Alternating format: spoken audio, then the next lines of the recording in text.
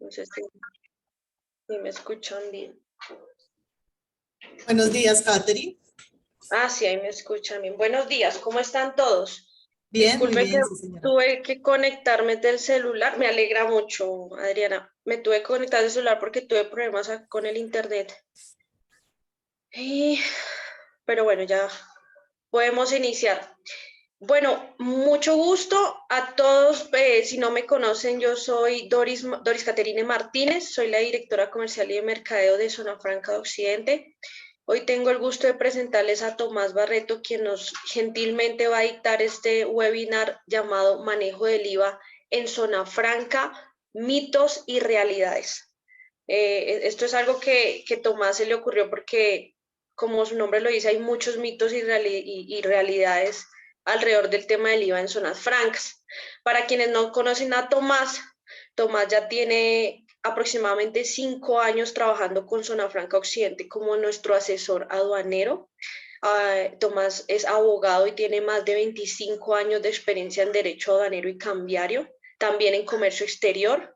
Tomás es el socio principal de la firma Saberex SAS, que es la firma con la que nosotros trabajamos para todo el tema aduanero. Sin embargo, también Tomás presta servicios de asesoría tributaria para quienes les interese. Y sin más preámbulo, pues ya los dejo con Tomás Barreto para que puedan iniciar el webinar.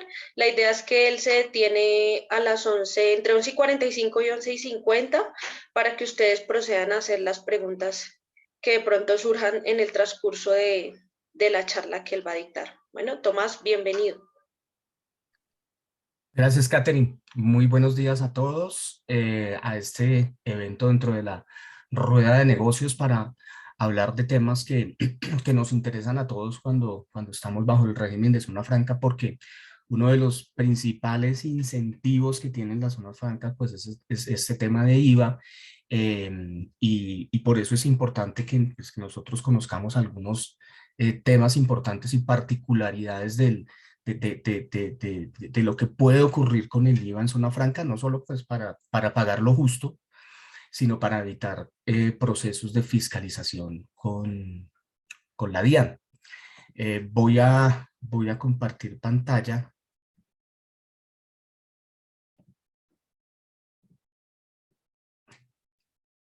Y el tema que quisimos ver hoy lo denominamos los mitos y realidades del IVA en zona franca, porque como ha tenido tantos cambios desde el año 2012 empezaron a generarse cambios en el IVA y las consecuentes reformas tributarias fueron metiendo poco a poco algunos cambios, entonces digamos nos quedamos con algunos temas.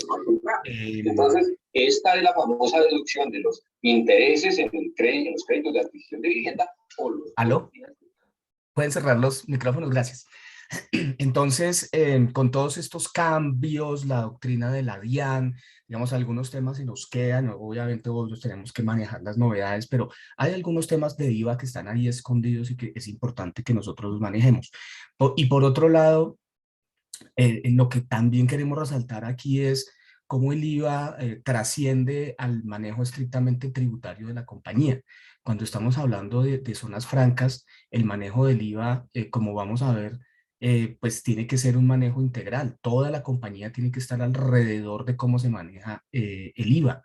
Desde la parte de producción, por supuesto la parte de impuestos y los que manejan la parte aduanera, pues deben estar con conocimiento de cómo todo puede afectar el IVA en zona franca. Entonces, vamos a empezar em, con uno de los tantos mitos que se nos quedaron, de hecho, por parte de doctrina de la DIAN con ocasión de la última modificación a la base gravable del IVA, y es que todas las compras de materias primas, insumos y bienes a proveedores del territorio aduanero nacional deben comprarse exentas del impuesto sobre las ventas.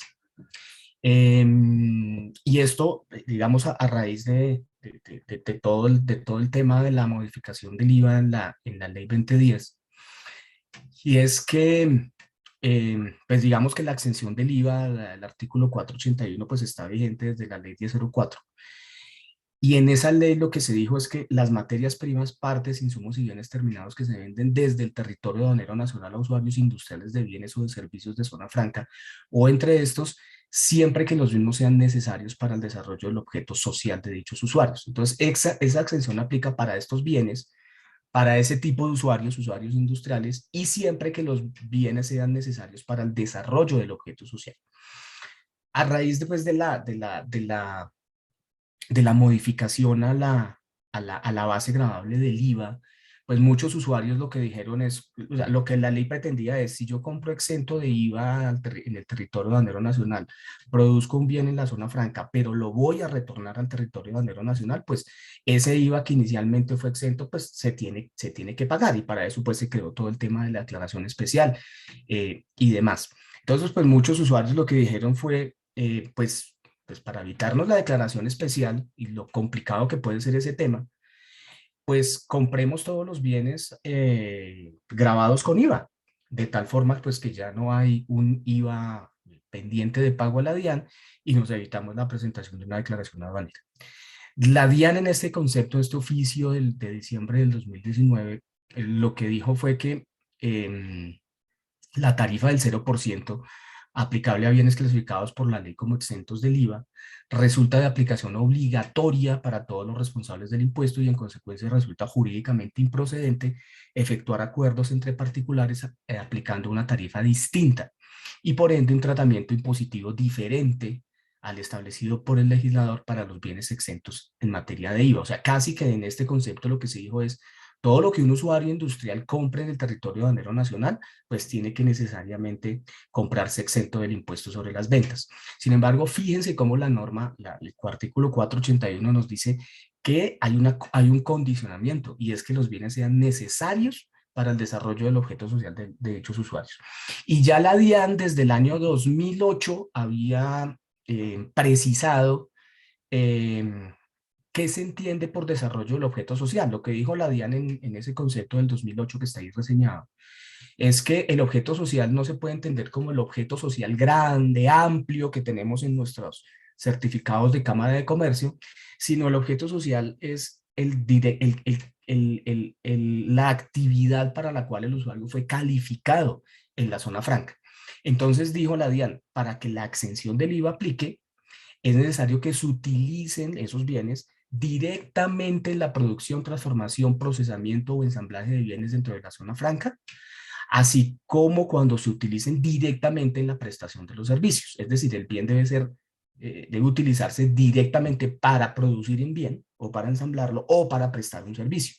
Y adicionalmente se dijo que cuando se habla de indispensable es que sin él no es posible obtener el bien o prestar el servicio según la actividad desarrollada en cada caso por el usuario industrial. Entonces, fíjense que la exención del IVA aplica siempre y cuando el bien se utilice directamente y sea indispensable en la producción, transformación o procesamiento del bien final o prestación del servicio. Entonces vemos en muchos casos en los certificados de integración, por ejemplo, material de empaque, ¿cierto? Material de empaque secundario, porque pues hay productos que necesitan un material de empaque primario. Entonces, ese material de empaque secundario, por ejemplo, cajas, ¿cierto? Uno ve muchas veces este tipo de cajas y materiales dentro de los certificados de integración y uno se pregunta ¿es necesario que ese material de empaque esté dentro del certificado de integración y que se compre exento del impuesto sobre las ventas? Porque pues la exención del IVA en ese caso pues puede ser un beneficio, pero finalmente el IVA es un tema de caja. Entonces, muchas veces complicamos los certificados de integración introduciendo materiales que realmente no se utilizan directamente en la producción, transformación o procesamiento de los bienes, ni son indispensables. Entonces, el material de empaque, si bien es necesario, es muy importante pues para poder transportar el bien y llevarlo pues a los distribuidores o a los consumidores finales, pues no es un bien que se utilice directamente en la producción. O sea, yo puedo producir, no sé, puedo producir cerveza o gaseosas o papas fritas o ponqués, puedo, de acuerdo a la actividad que yo preste, ese bien pues no es necesario para producirlo. Yo igual puedo producir los bienes sin la caja. Entonces, digamos, el llamado de atención aquí, la realidad es que no todo debe comprarse exento del impuesto sobre las ventas. Podría comprarse exento del impuesto sobre las ventas. Lo que pasa es que cuando compro exento, pues entra en el inventario y tengo que manejar ese inventario y tengo que controlar ese inventario. Entonces, a veces los certificados de integración tenemos muchos bienes que no tienen estas características. Y por el otro lado, pues no todo bien, hay bienes, por ejemplo, cuando yo produzco bienes, o cuando yo produzco cervezas, gaseosas, papas fritas, lo que sea, la compra de un videobin, por ejemplo, de una sala de juntas, es indispensable, es importante para la compra, necesario, ni participa directamente. Pero si lo que yo presto son servicios de conferencias, de ferias, de exposiciones, pues fíjense ese video bin y esa pantalla, pues eso sí es necesario, participa directamente en la prestación del servicio. Entonces aquí no todo lo que compra un usuario industrial de bienes se puede comprar exento de IVA o es necesario que se compre con IVA, sino que hay que mirar si ese bien participa directamente en la producción del bien o la prestación del servicio y si es necesario para ello. Entonces, ese es como el primer mito que nosotros queremos que se vaya cambiando para efectos de darle un manejo adecuado, no solo al tratamiento del IVA, sino adicionalmente a los certificados de integración y al manejo de inventarios.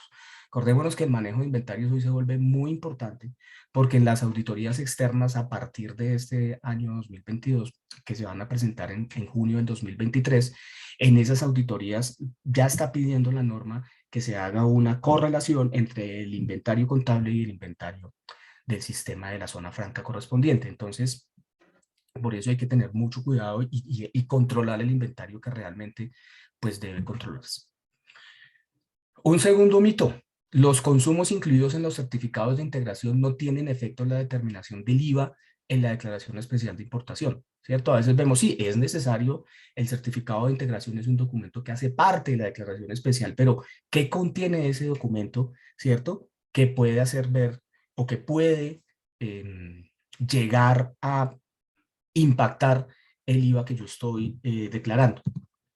Entonces, digamos aquí un primer ítem importante es que el artículo 459 del Estatuto Tributario, cuando nos habla de la base gravable del IVA, fíjese que lo que nos dice es que cuando el bien se produce en la zona franca con componentes nacionales exportados de manera definitiva o introducidos de manera definitiva a la zona franca, yo le debo adicionar a la base gravable el valor de todos los costos y gastos de producción. Entonces, digamos que mi base gravable, además de los componentes nacionales exportados, incluye todos los costos y gastos de producción. ¿Y en dónde va eso? ¿De dónde sale esa información? Esa información saldrá del certificado de integración. Igual, si yo voy a hacer un descuento porque hay materias primas sobre las cuales ya pagué el IVA, pues esas también van en el certificado de integración.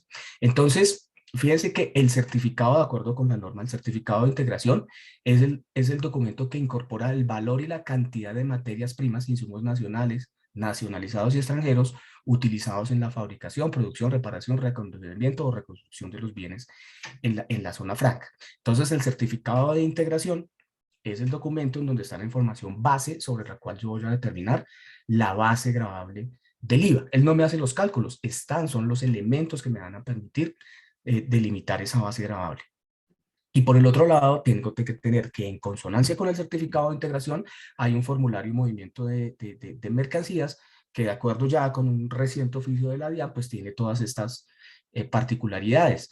Es no solo el documento con el que autoriza el ingreso y la salida de mercancías, sino que actualiza el sistema de inventarios, reemplaza la declaración de importación cuando no hay lugar a liquidar tributos, establece los elementos para liquidar los tributos aduaneros y expedir el certificado de integración y ampara pues la mercancía cuando sale de la zona franca. Entonces, estos dos documentos pues son importantes para efectos de determinar la base gravable. Entonces vamos a dar un ejemplo muy sencillo de cómo si yo no, en el certificado de integración, yo no llevo los consumos reales o muy cercanos a lo que realmente se da en producción, pues eso va a tener un impacto en la base gravable del IVA.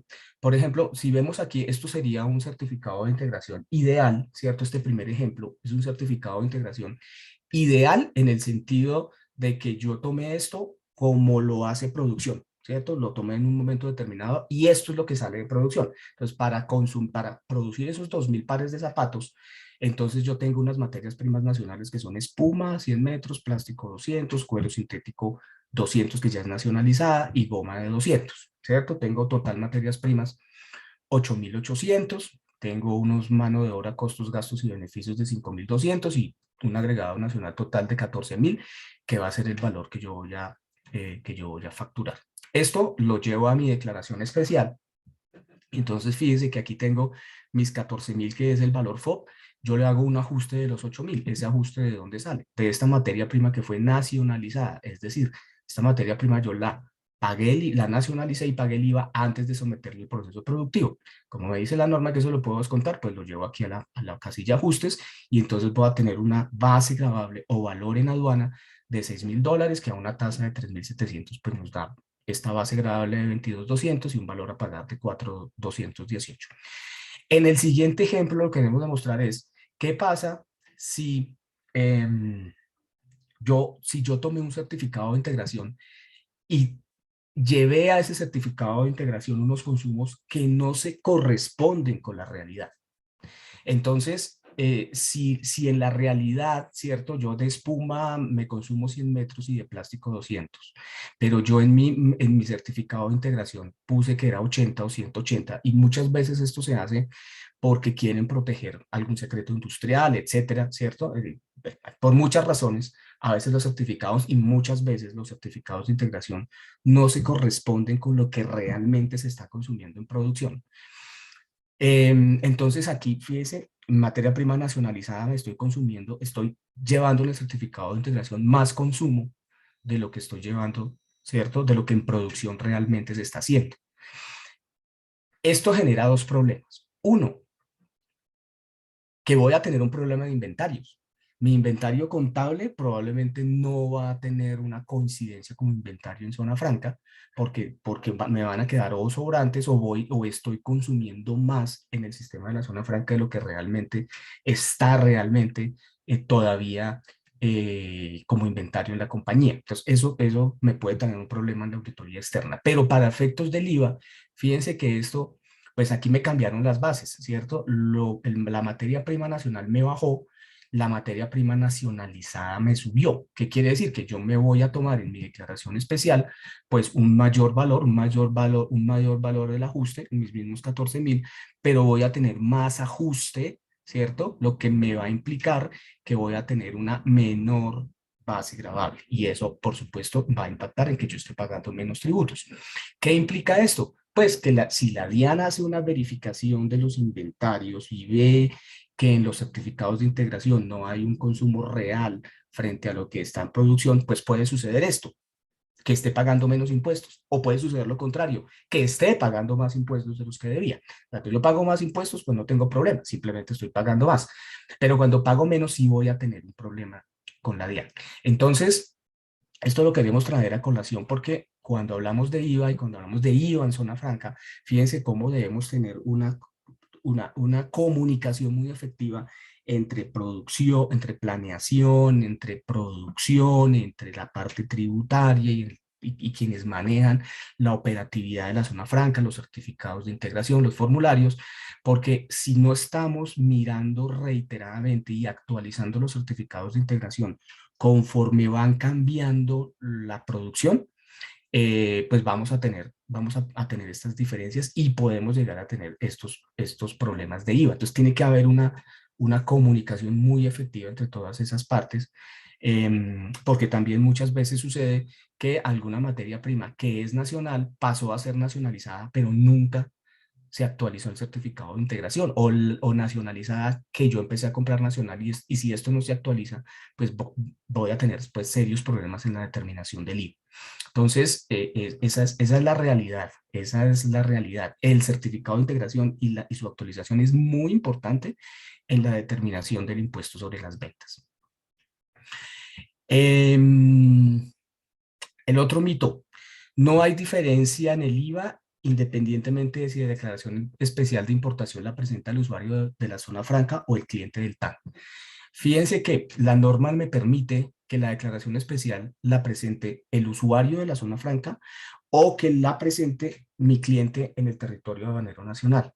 Pero fíjense las diferencias entre si lo presenta, si fuera esta misma operación, si lo presenta el usuario, está pagando aquí, vámonos al ideal, está pagando aquí 4.208.000 del IVA, porque al usuario se le permite hacer este ajuste de los IVAs pagados. Pero la norma me dice que cuando es el importador, el base gravable es el valor de la factura. Entonces, fíjese que aquí, si lo hiciera el importador, pues el IVA se nos está casi que duplicando porque el importador no tiene la oportunidad de hacer este ajuste. Se tiene que ir por valor total factura.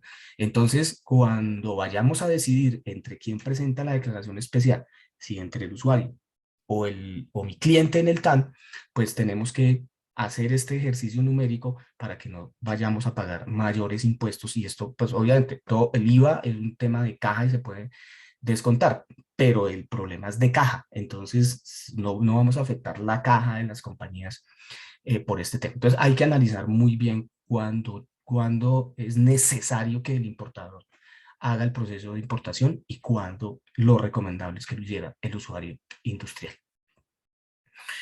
El otro mito, cuando hay errores como los que vimos en la base gravable de declaración especial de importación, como es un tema de valor en aduana, la sanción es por valor en aduana, o sea, sería del 50% de la diferencia entre el valor declarado y el nuevo valor.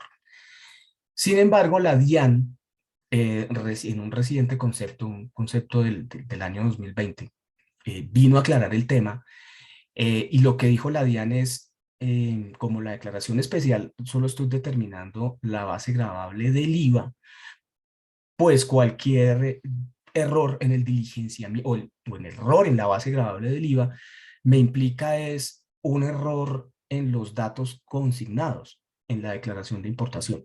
No un error de valoración en aduana, sino un error en la liquidación de los tributos aduaneros y por lo tanto, en ese caso, la sanción es del 10% del valor de los tributos dejados de cancelar. Entonces, fíjense, las diferencias pueden ser súper importantes en la sanción.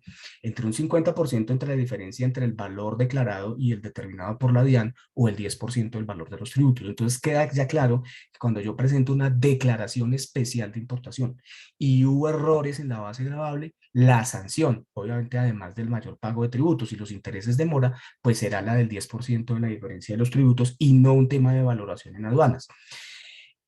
Porque la declaración especial está enfocada al determinar la base gravable del IVA, no de los derechos de aduana, y acordémonos que las normas de valoración en aduana, las sanciones por valoración en aduanera están asociadas a la base gravable de los derechos de aduana, y aquí estamos hablando de IVA. Creo que es pues, una aclaración muy importante que hizo la DIAN, porque pues en un principio se pensó que la sanción era por valoración en aduanas.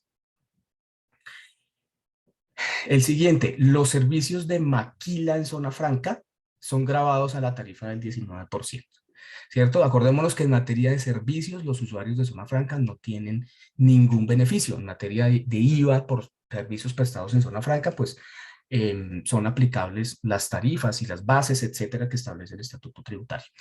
Sin embargo, hay algo que se ha venido desarrollando últimamente y específicamente más, obviamente en todo el territorio nacional, pero en zonas francas, y es los famosos servicios intermedios de la producción. ¿Cuándo yo puedo utilizar los servicios intermedios de la producción? Que están en el parágrafo del artículo 476 del Estatuto Tributario.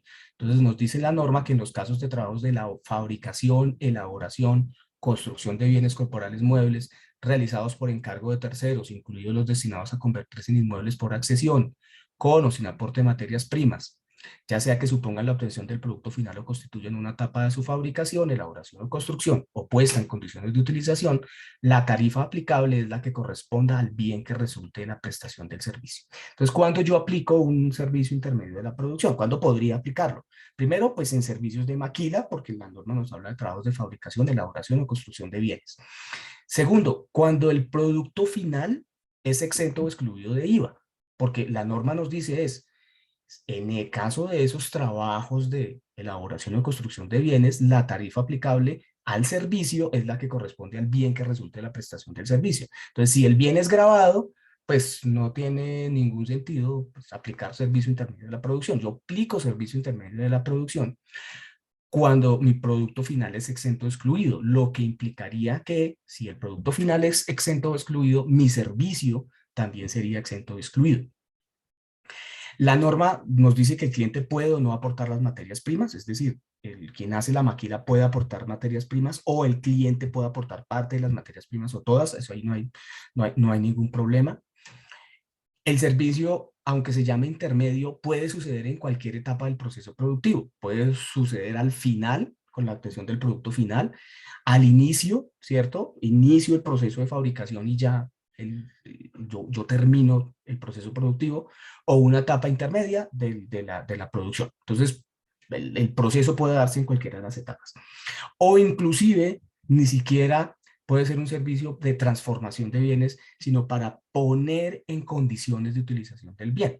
Entonces, un ejemplo claro y que se dio mucha discusión es, por ejemplo, en los blitz de los medicamentos. Entonces, la farmacéutica produce las pastillas y los medicamentos, pero ustedes saben que para comercializarlos se necesitan unos blitz, que es donde vienen los medicamentos y uno va sacando uno por uno.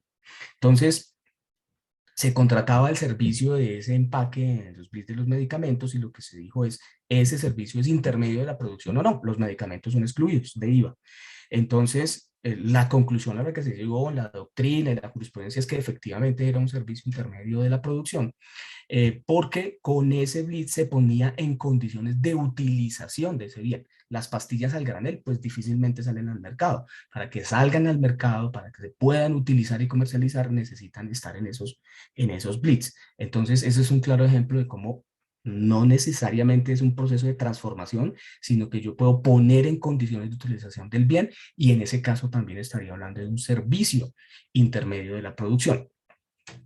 Entonces, en materia de zona franca, los servicios de maquila prestados por usuarios de zona franca, cuyos productos finales sean excluidos o exentos de IVA, ¿cierto? Entonces, pueda que el producto por norma esté excluido o exento de IVA, y entonces nos vamos al artículo 424 y 477 del Estatuto Tributario, entonces ahí aplicaría el servicio intermedio de la producción. Pero, por ejemplo, si el bien es gravado, pero el bien va a ser exportado, entonces es un bien que es exento del impuesto sobre las ventas. Entonces, si un usuario de zona franca hace un servicio de maquila para un tercero en el TAN y esos bienes van a ser exportados, pues los bienes son exentos de IVA, por lo tanto, el servicio prestado por el usuario de zona franca será exento del impuesto sobre las ventas.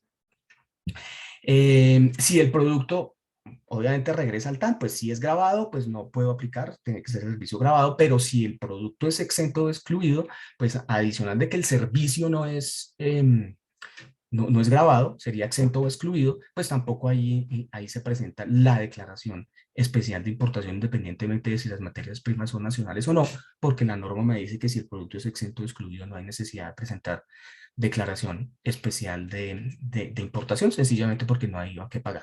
Entonces, fíjese que en una operación de esas prácticamente no habría IVA en todo el proceso.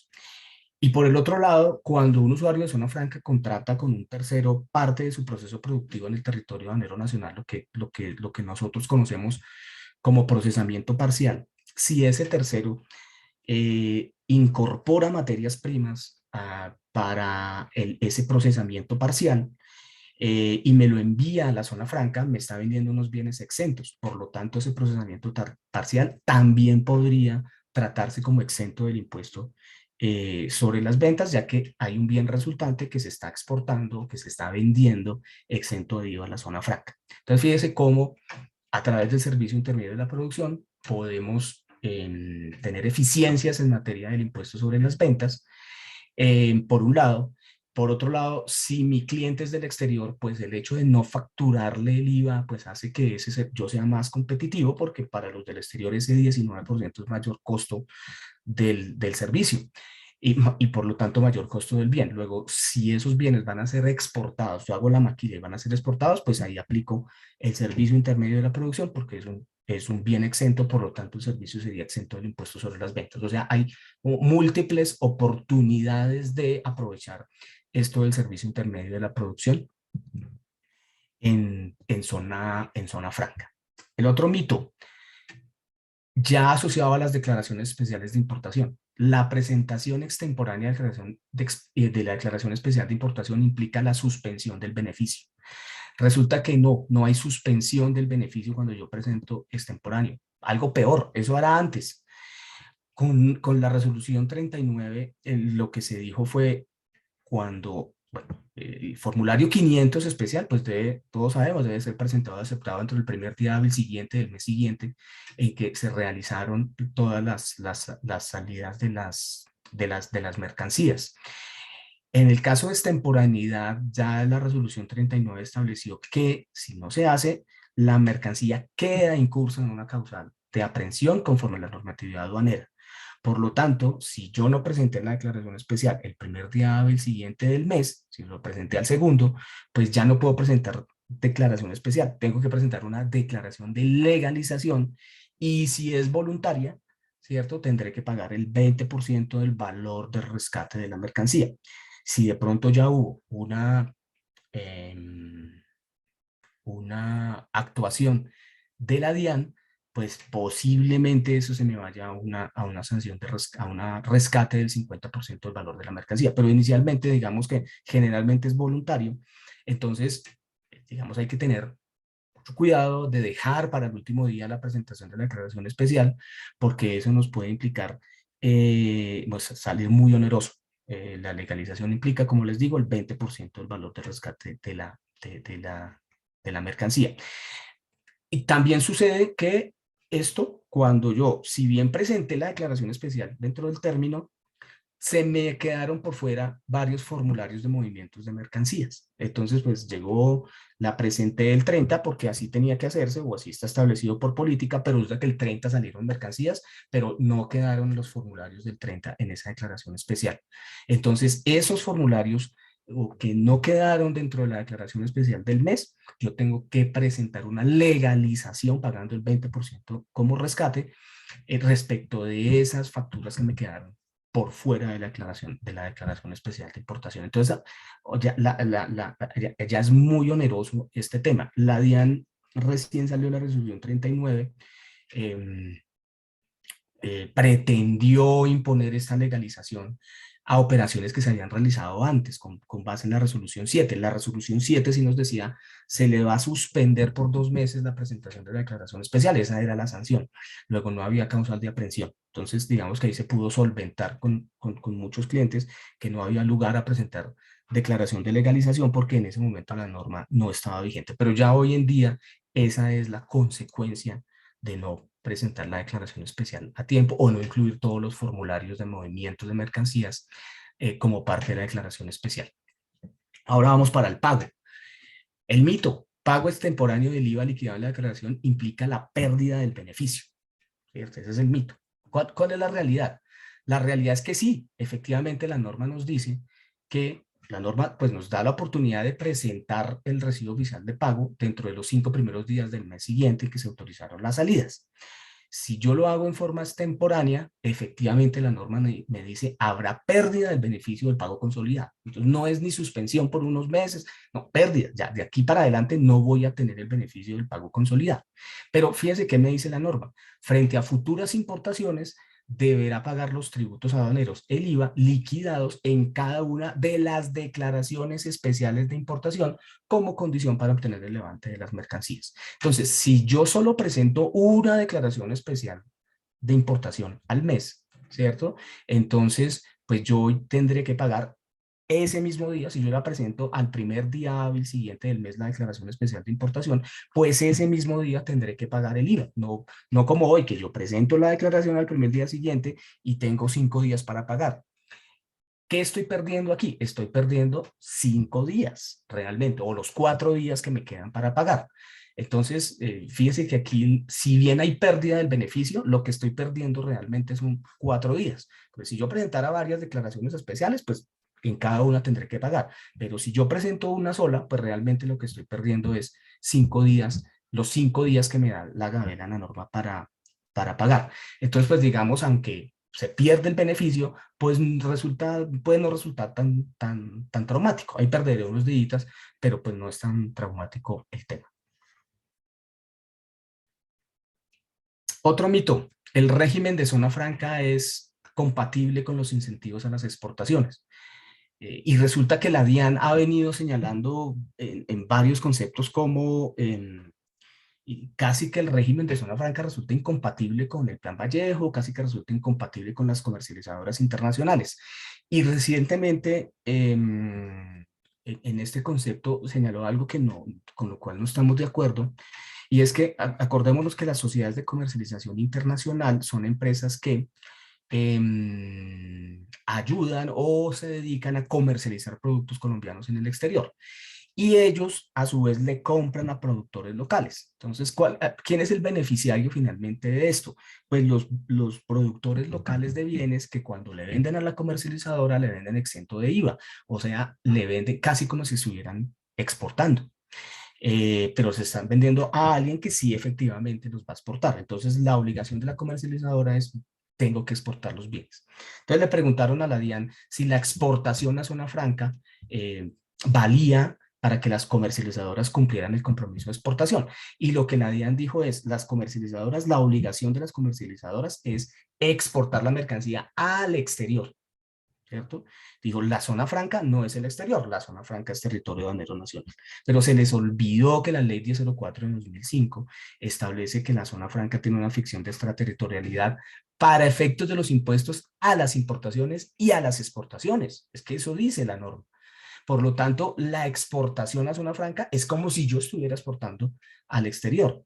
Entonces, no entendemos cómo la DIAN aquí le limita a las comercializadoras internacionales a exportar a zona franca para cumplir sus compromisos y, por supuesto, le resta competitividad o le resta oportunidades de negocio a los usuarios de zona franca, quienes, pues las comercializadoras, pues van a tener que conseguir otros clientes o hacer otras malabares para cumplir sus compromisos, pero no en zona franca, lo que pues, le hace perder oportunidades de negocio a los usuarios de zona franca, digamos con una interpretación que desde nuestro punto de vista no es la correcta.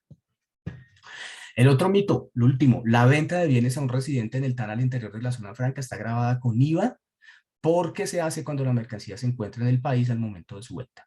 Entonces, ¿qué nos dice la norma? La norma nos dice el artículo 420 del Estatuto Tributario, el IVA se causa en la venta de bienes corporales muebles y por principio de territorialidad, pues si ese bien mueble está en el territorio nacional, pues causa el impuesto sobre las ventas IVA. Entonces, hubo doctrina de hace mucho tiempo en que la DIAN decía, si se vende un bien en la zona franca, ¿cierto? Entre un usuario de zona franca, alguien del territorio aduanero nacional, ese bien se encuentra en el territorio nacional, por lo tanto, esa operación es grabada con IVA.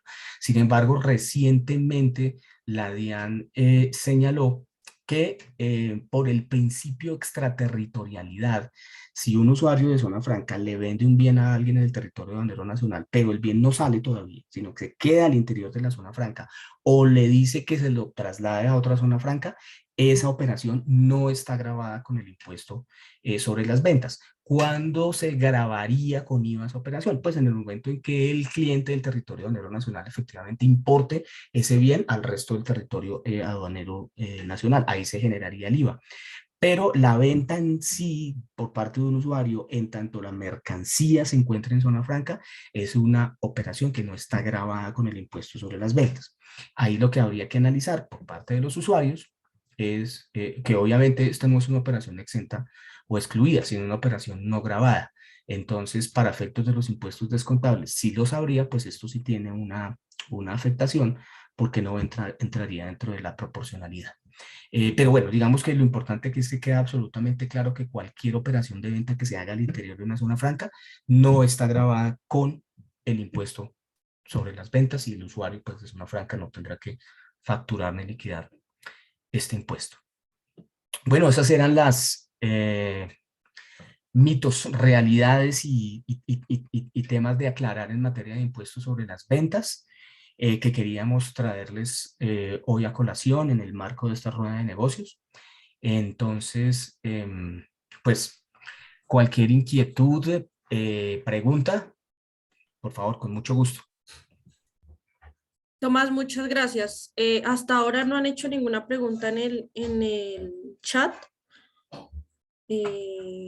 Si alguien quiere de pronto alzar la mano y preguntarla de manera verbal para darle la palabra, o si quieren escribir en el chat, con todo gusto, Tomás. Tenemos bastante tiempo, tenemos 15 minutos para que puedan hacer sus preguntas. Santiago está haciendo una pregunta. Santiago, por favor, te damos la palabra. Buenos días para todos. Yo tengo una pregunta en cuanto al valor a descontarme del IVA que yo pagué para la declaración especial de importación.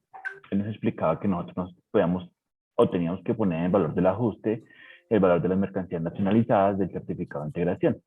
Pero cuando yo compro un servicio o un producto que ya le pagué ese IVA a la DIAN, yo lo puedo poner en el valor del ajuste de la declaración especial de importación. Sí, fíjese que en el certificado de integración hay como una parte en donde aquí De mano de obra, mano de obra, costos, y gastos y beneficios. Fíjese que hay un valor. Yo, digamos, cuando calculo este valor, pues deberían ya no incluir sobre lo que pagué el IVA, pues no debería incluirlo aquí, ¿sí? No debería incluirlo dentro de estos costos, gastos y beneficios. En materia de servicios, ¿cierto? Que es en donde, pues digamos, el certificado no nos permite discriminar los servicios sobre los que paga el IVA. ¿En dónde va eso? Aquí, en este ítem. Entonces, si yo logro que, si eso es un costo, pues yo no lo incluiría dentro del valor de este costo, ¿sí? Sería la forma de hacerlo. Pero, digamos, el certificado como no permite discriminar, pues es un tema que ya queda en la contabilidad, pues como soporte de la declaración especial. Y el certificado de integración. Y si yo compro un producto que no, digamos, no va en el certificado de integración, no sé, hablemos de una banda, pero pues que la compré con IVA porque no es necesariamente para el proceso productivo, para producir cemento en este caso. ¿Yo me puedo poner el valor de ese IVA en el ajuste de la declaración o solamente es para las materias primas que yo utilizo en ese certificado? Exactamente, o sea, yo llevo el ajuste, lo que tengo en el certificado de integración. Si yo pagué un IVA sobre un bien que no es necesario, como lo hablábamos, ni está relacionado directamente con la producción, pues ese ni siquiera lo meto aquí, porque yo ya pagué, de eso ya le pagué el IVA. Entonces no tengo necesidad de meterlo, de incluirlo aquí. Ok, muchas gracias. Uh-huh. Hay otras, ahora sí hay preguntas. Ah, bueno, Santiago había hecho una por escrito que yo no había visto, pero es la misma que te hizo. Aquí dice, dame un momento, Tomás, que no veo el nombre de la persona. Caterine dice, buenos días, yo quedé con la duda en cuanto sea por prestación de servicios, la salida desde Zona Franca al territorio aduanero nacional, ¿en qué casos el usuario industrial debe presentar declaración especial de importación? Digamos, cuando yo presto servicios, pues digamos, no hay bienes, entonces pues no hay declaración especial de importación. Pero si hay servicio de maquila, por ejemplo, ¿cierto? En donde yo como usuario de Zona Franca adquiero unas materias primas en el territorio nacional exentas de IVA para producir el bien que me contrataron fabricar. A la salida del bien tengo que presentar declaración especial de importación para pagar ese IVA que inicialmente estuvo exento, ¿cierto? Ahora, si mi cliente me aporta las materias primas, es decir, yo no las compro, sino mi cliente me las aporta, ingresan en forma temporal a la zona franca para que se les preste el servicio, a la salida tampoco van a presentar declaración especial porque han ingresado temporalmente. No ingresaron exentas de IVA, sino temporal. Entonces depende en los servicios de maquila de si yo aporto materias, de si yo compro materias primas para fabricar el bien o todas me las aporta mi cliente o mi cliente me aporta una parte y yo adquiero otras. Entonces eso dependerá.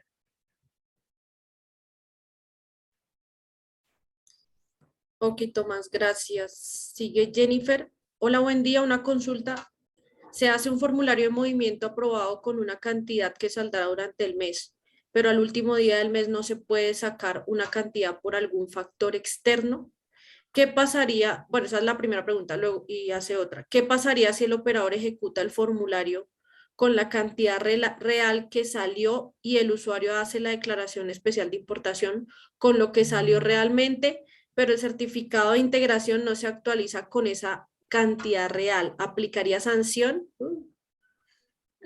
Digamos, sí, o sea, más que sanción tocaría mirar si esa diferencia implica que si salió realmente más, pero yo, digamos, en mi declaración especial estoy declarando menos, ¿cierto? Menos cantidad, pues eso quiere decir que la mercancía salió, pues estoy pagando menos impuestos, por un lado. Por otro lado, pues habría una mercancía que salió sin un formulario que lo esté amparando.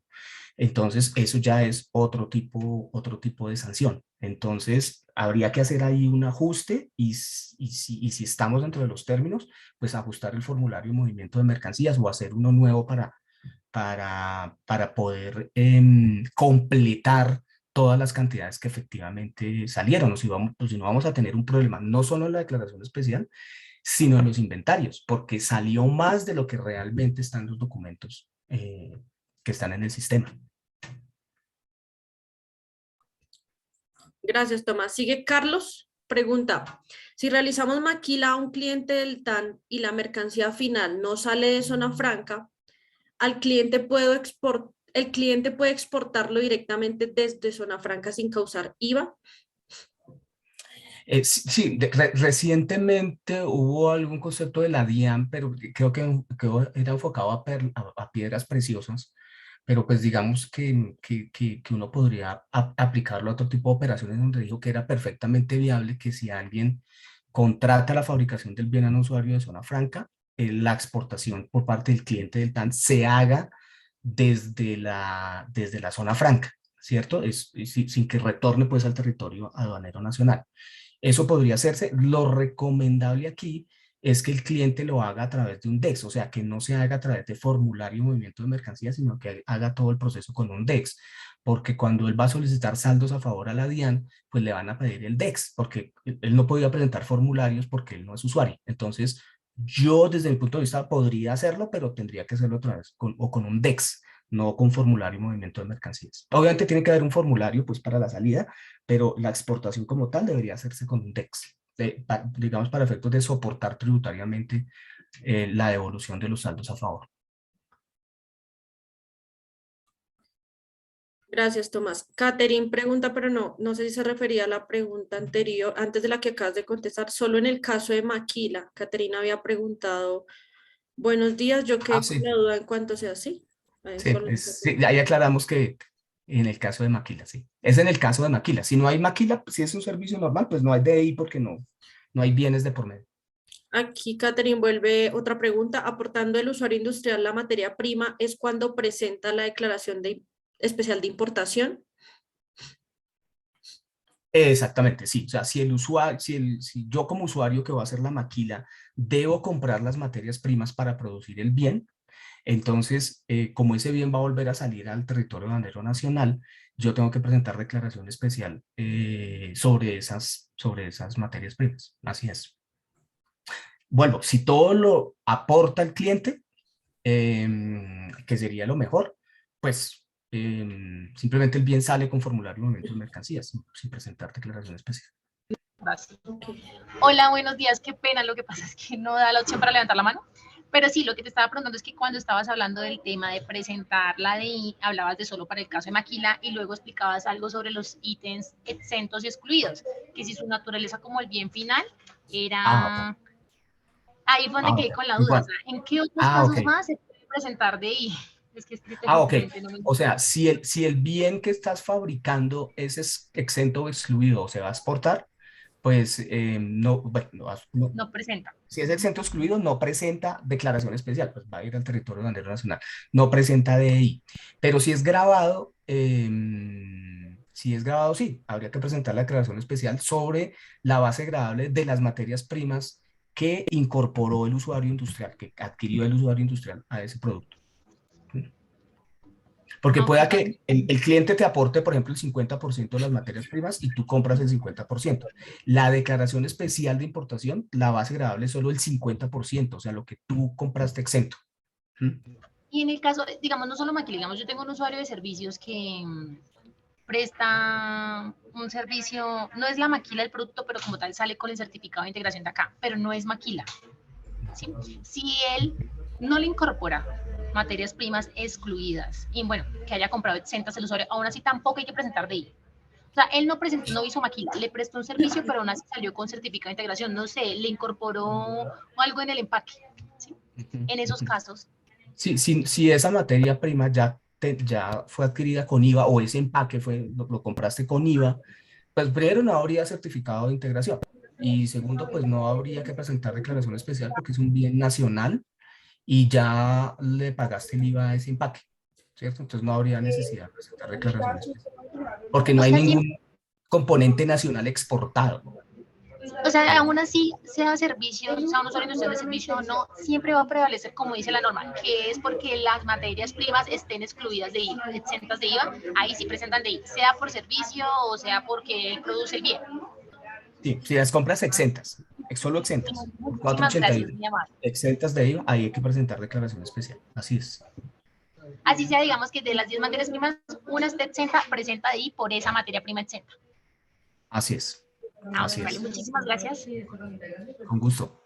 Antes de ya seguir con las dos últimas preguntas, les pido el favor que se registren la asistencia en el link que estamos pegando en el chat, porque a esos correos, más las personas que se inscribieron y los que ingresaron, que se inscriban en la lista, les vamos a enviar las memorias junto con la grabación, si no, no les va a llegar la información.